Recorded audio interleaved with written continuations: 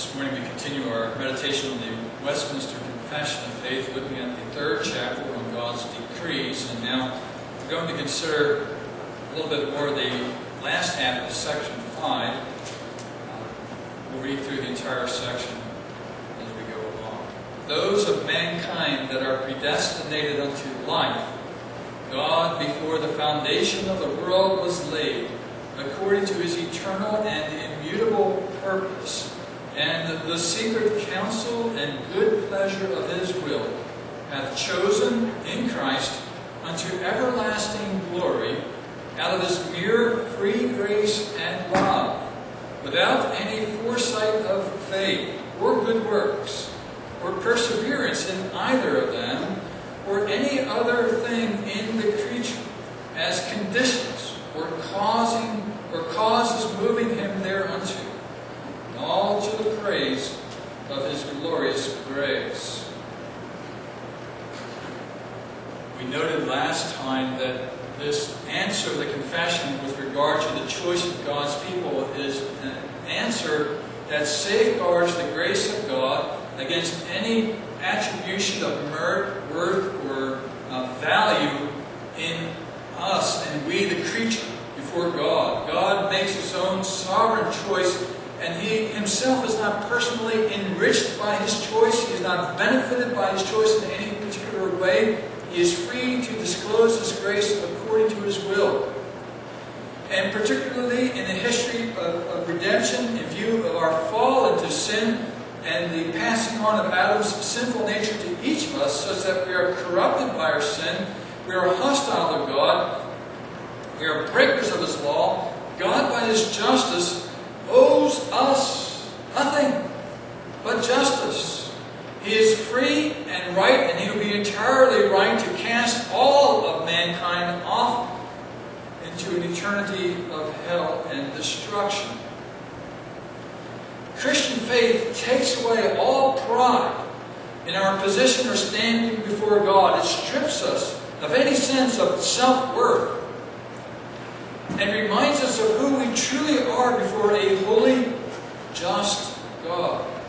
It's only on this foundation of mercy and grace that we can have any secure hope of everlasting life. And so the Scriptures constantly beat down against our pride, take us away from confidence in self, and cause us to throw ourselves, cast ourselves entirely, unreservedly, completely upon the mercy and grace of God for our salvation.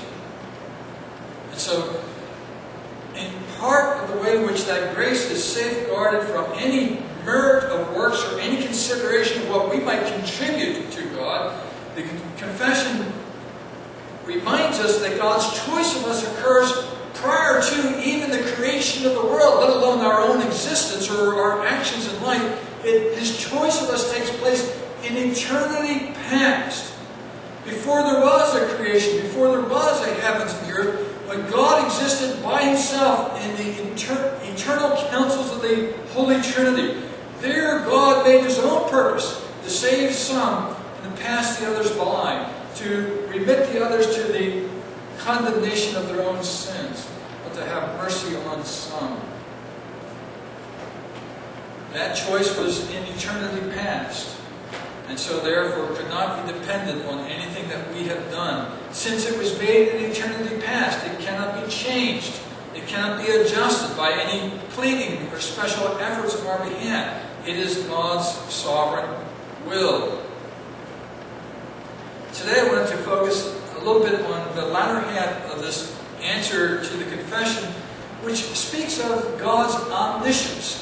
There is an argument amongst many today in the broad evangelical community that God looks into the future by his omniscience, and he sees all the sons of men, and he sees what choices they will make in the course of life.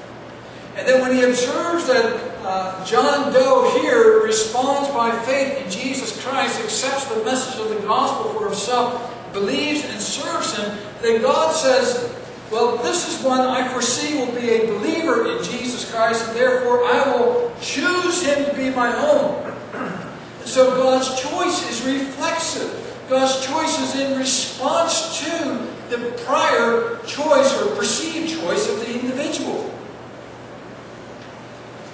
And this idea of God's foresight of faith is an idea which has dominated much of evangelical Christianity when it comes to talking about God's election. They will say God has a chosen people, and that sounds fine. He foresees all that takes place, that sounds fine. But their understanding of that is that God's choice is dependent upon man's choice. Ultimately, then, the one who's making the decision here is man himself, and God is entirely passive and responsive.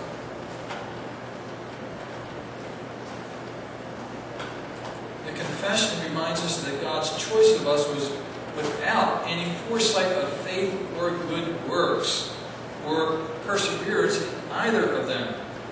Now, we might link that in eternity past, but even further, the Scriptures themselves argue that God chose us apart from any consideration of what we would contribute in this life, or any actions or choices we would make.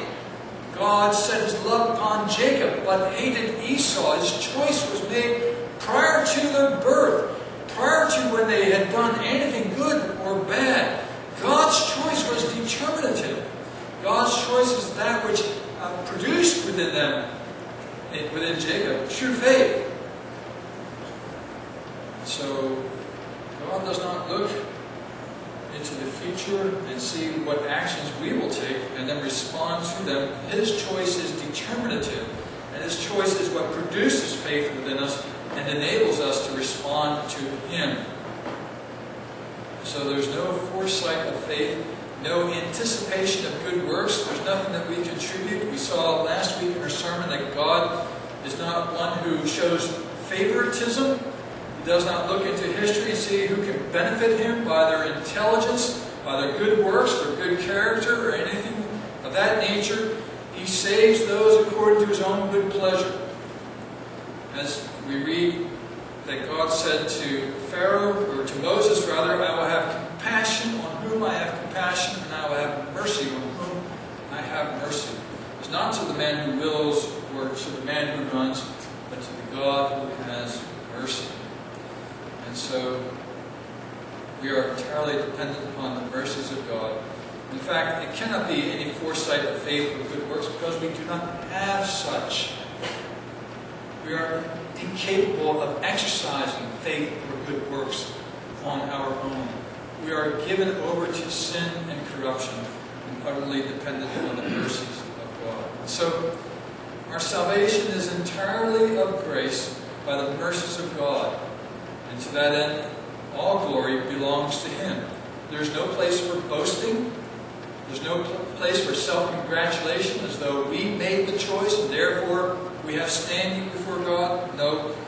All the glory belongs to God who sovereignly worked graciously in our hearts and lives. So let us rejoice in this great display of God's sovereignty.